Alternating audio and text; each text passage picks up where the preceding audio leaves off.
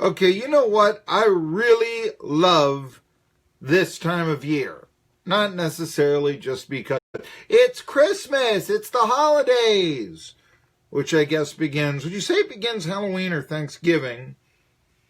And then goes all the way to, what would you say, Martin Luther King Day? Just, yeah, the holidays and such. But it's because it's the NFL playoff season just around the corner. This week, essentially, and a play-in day. It's the playoffs for the Tennessee Titans. We know that. It's the playoffs for the Atlanta Falcons. They got to win. You know, it's the playoffs for so many teams.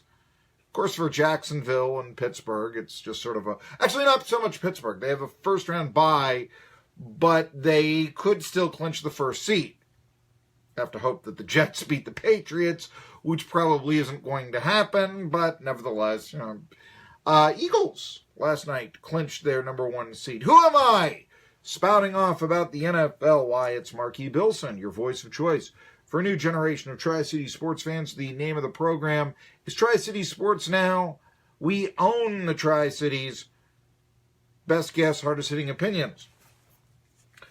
I have two guests confirmed. I'm still waiting to hear back from ETSU on whether or not we talk to Steve Forbes. And I may be giving a phone call, or saying if tomorrow is better for him, et cetera, et cetera. What with the Bucks, just, you know, love that victory against Georgia Southern on Friday. The ills of the team, whatever they may be, seem to be greatly exaggerated. However, we're going to talk to a couple of old friends today for sure. In about a half hour, Selena Summers, the great author of horror novels, but also the writer for Orange and White Report. You'll see her piece on Medium. And a lot of fan base, you know, writing as a fan stuff with her, which usually I'm not a big fan of, but I'm interested in her perspective, the fans' perspective of the Pruitt hire, of the recruiting that went on this past. You know, I like the tight end from Arizona Western. What can I tell you? It's number 28 class. I wouldn't expect it to win the national championship. What about Phil Fulmer? Now, that's the difference with the fan and the real reporter. The fan looks at it and says, Phil Fulmer, greatest living Vol. Isn't it wonderful he's the AD? The reporter looks back and says, you hired somebody who hasn't been a coach in 10 years based off of something he did 20 years ago to be your AD, and he figures to be meddlesome, and that's kind of the reason why coordinators were the choice of hire for a Fulmer, whereas head coaches were the choice of hire for John Curry. I still say that if he went after Jeremy Pruitt, and he could have gotten away with it. I mean, defensive coordinator of Alabama. Who's beaten the Vols every time for a decade? Could easily get him. What, they didn't win the national championship last year? Oh, I'm sorry. They were 1 second away from it. They won it the year before. They may do it this year. You'd love to bring that guy in. I theorize the offensive coordinator might come in. I think Curry would still be the coach. We are now having people listening in from Serbia. And we'd like to thank the people from Serbia watching here on our Facebook Live. Join us, 1420 NBC Sports Radio, Tri-Cities. So we'll talk to Selena. We haven't talked a lot of NASCAR lately, and so at 1:30 I'm going to be talking to our old friend Jerry Bonkowski. Wanted to do it earlier after Bud Moore passed away, but his health has been bad, Jerry's, and so glad to say he's on the comeback trail. What are the off-season moves in NASCAR? Let's get up to date with that. All right. But something came up. I was trying to decide what to write about for Marky's monologue here to begin the show. Usually you try to keep it local, and I thought, what about a coach who gave Mike Smith, the ETSU grad, greatest linebacker in ETSU history, his start in the NFL? Kinda. I don't think it was but he was the guy who was his first mentor, his first boss. What about The guy that Steve Spurrier of Johnson City, greatest athlete from the area, greatest sports figure from the area. What about that guy who he chose to be his defensive coordinator when he became an NFL head coach? I'm speaking of Marvin Lewis. And one of the last vestiges of the ill-fated career of Steve Spurrier as an NFL coach may come to this conclusion on Sunday. Marvin Lewis, the Cincinnati Bengals, they play Baltimore. And that might be it for Marvin Lewis as the head coach of the Cincinnati Bengals after that. As I said, Lewis was Spurrier's defensive coordinator in 2002. You may say, big whoop. But you know what? The Redskins, who were 7-9 that year, 12-20 under Spurrier, Lewis was believed to be the guy that kept that team together. Having a level of respectability, 7-9 isn't all that good. It's pretty bad, but it's somewhat respectable. It's not 2-14. Hold that 2-14 idea.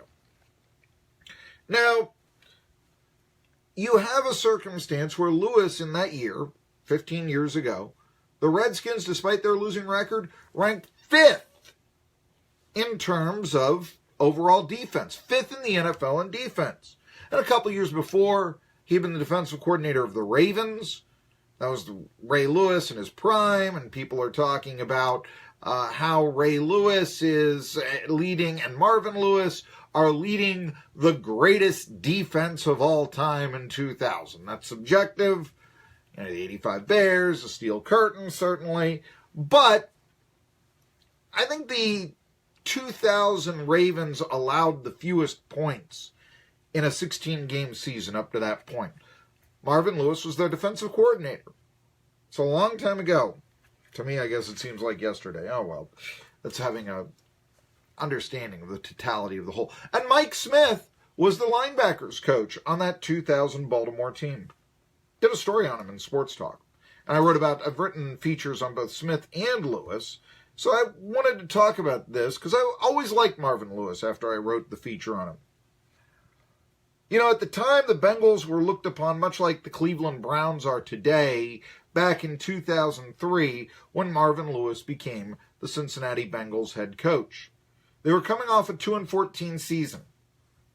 He didn't change the quarterback. He didn't change the wide receiver. He still had Chad Johnson. He was called Chad Johnson back then. He hadn't changed his name to Chad Ochocinco. You had all of that. And he took a team, like I said, pretty much the same roster, from 2-14 to 8-8 overnight. 2003, you knew something different was going on with the Cincinnati Bengals. As I said, the Bengals were looked at as a joke when he came in. They had not made the playoffs since 1990.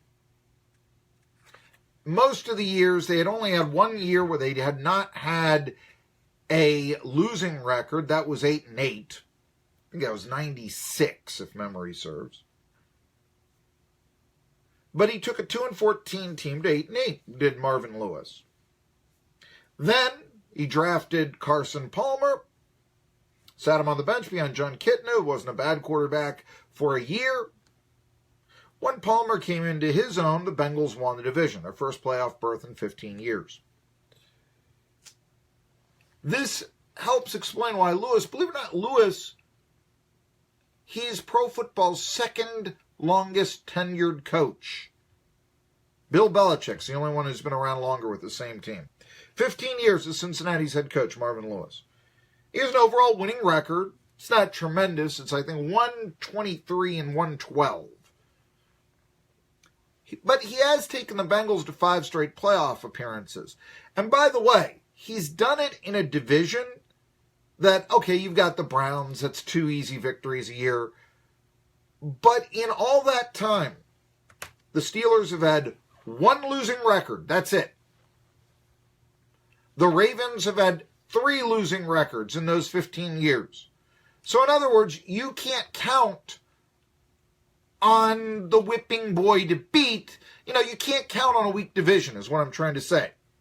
And he made the playoffs 5 times out of a strong division. Okay, yeah, you get the 2 easy victories every year against the Browns, but you know what? Somebody's going to be a whipping boy. You know what else nobody ever talks about? The New England Patriots. How good has the rest of the AFC East been during the Bill Belichick tenure? The Dolphins have done nothing since Dan Marino retired. The Jets have done, that's an awful organization, year in and year out. The Bills have not made the playoffs since the home run throwback. I don't think they've won a playoff game since Don Shula's last game. Think about that. It's kind of easy for the Patriots to, beat up on those teams. Bengals haven't had that chance.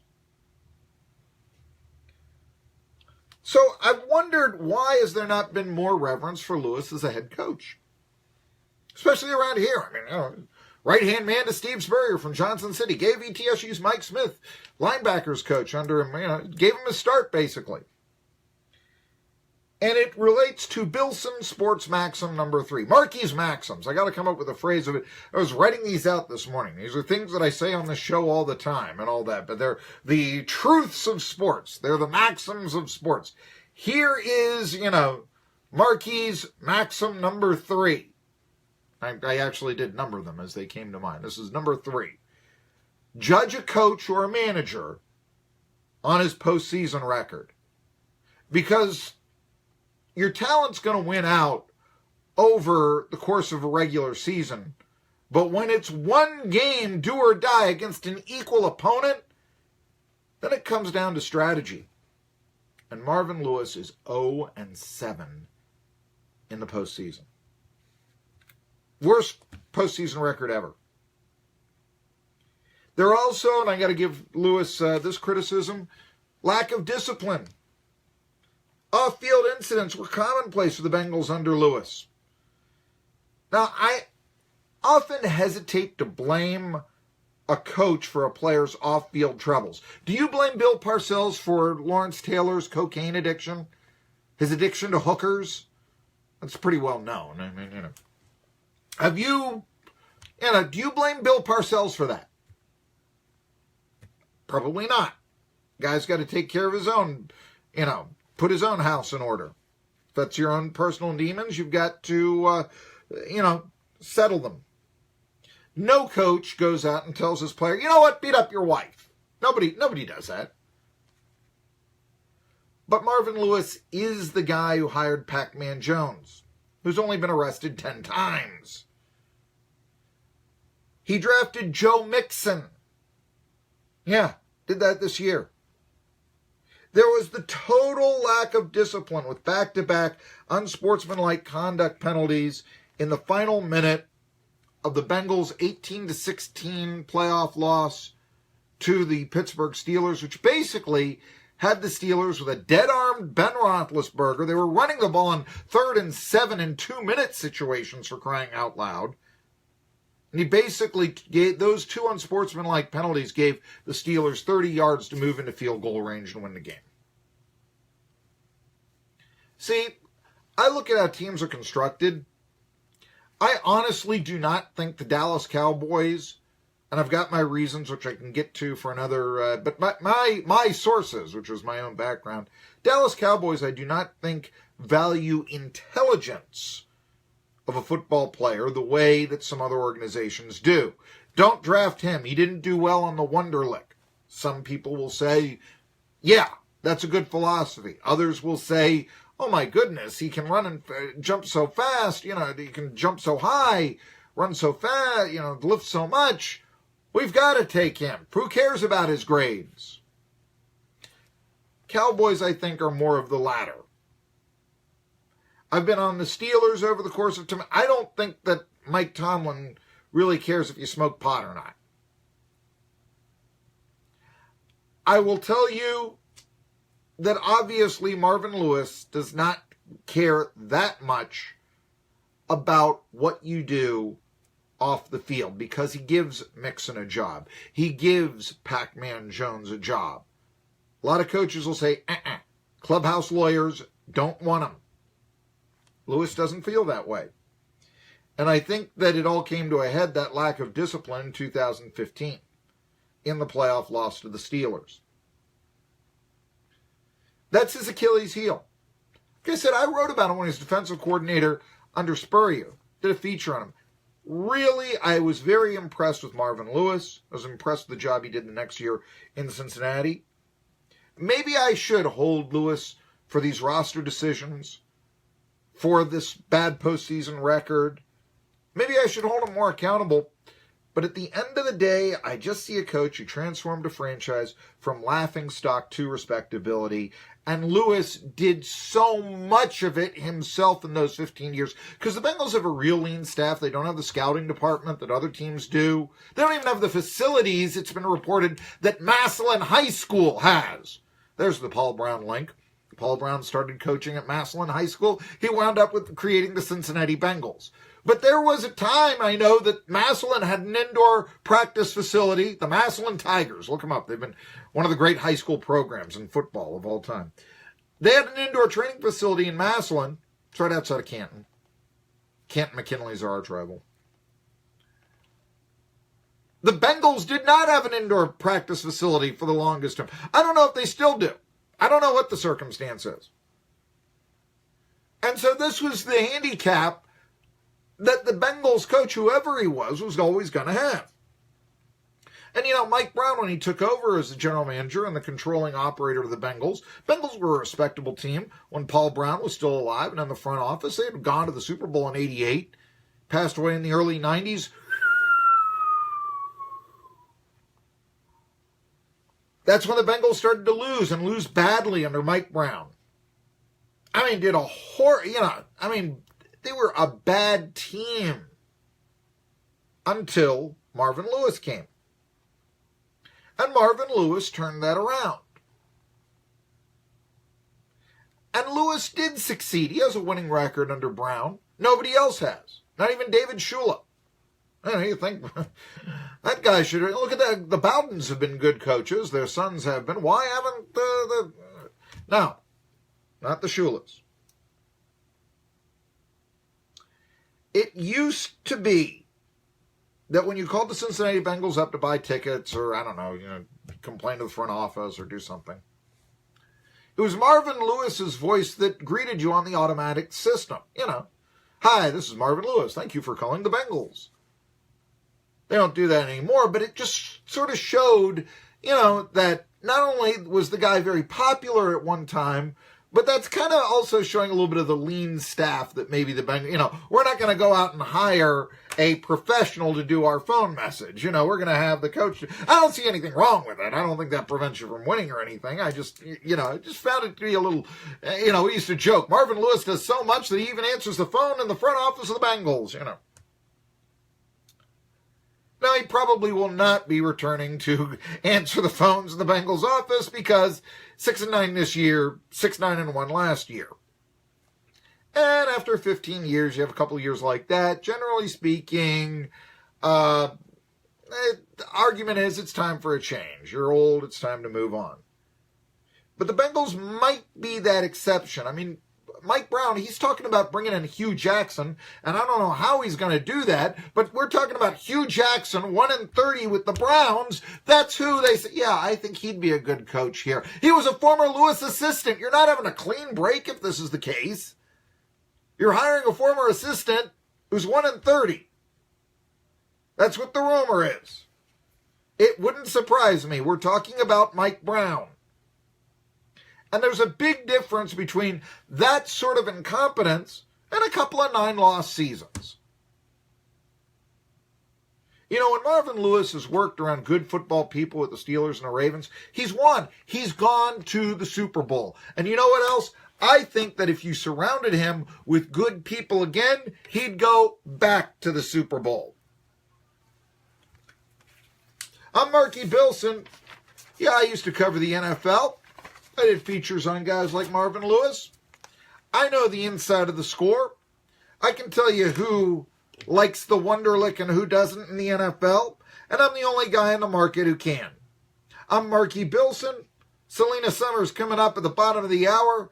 It's Tri-City Sports Now on 1420 NBC Sports Radio Tri-Cities. Are you looking for the perfect holiday gift for your special someone? Check out Barter Theater's new custom subscriptions and redesigned gift cards. Give the gift of entertainment this season and see your friends and family enjoy the benefits all year long. With options for any budget, Barter Theater offers something for everyone this Christmas season. Visit bartertheater.com to learn more today.